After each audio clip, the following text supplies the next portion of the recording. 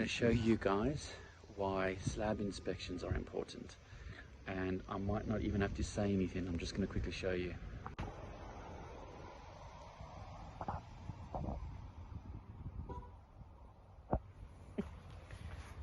Look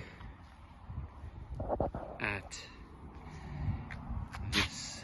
The steel is still exposed. Look at this. This is a wet area. I do not know what happened on this job. I do not know what happened. This is the worst slab I've seen in a long time. Now I was going to show you the out of levelness to this. Look at this. Look at this. This slab was cast at a different time to this slab. Let's look at this. Look at that. Slab inspections in Perth. Why would I get a building inspector? Look at this overhang.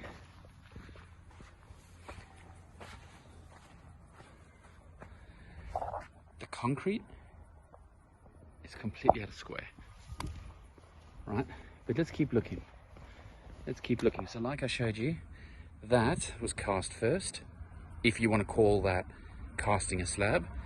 Then this, and you cannot just do that, by the way. There's engineering requirements to bite a new slab into a new slab. But then, look, it's not, they didn't even finish troweling. It's completely out of level, right? Oh dear. They just forgot to finish it. They just forgot to finish it. There is the vapor barrier. I so badly want to tell you who this was, but look at this slab. It is a mess.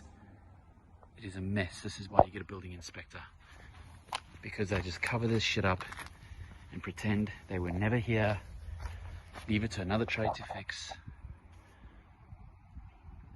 Footings, look at the footings, all wrong. All wrong. They're not even square, they're not even straight. How is a bricklayer supposed to put a brick on that? How is a bricklayer supposed to put his first course of brickwork? How does he do that? There's nothing. There's no substrate. Oh my, there's no footing. Oh dear. It gets worse. There's a little bit of a footing this side, but not that side.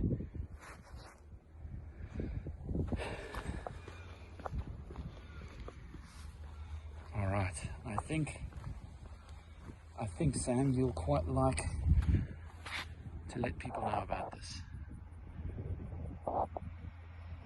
It's a rip up. This whole thing's gonna come up. This whole thing's gonna come up.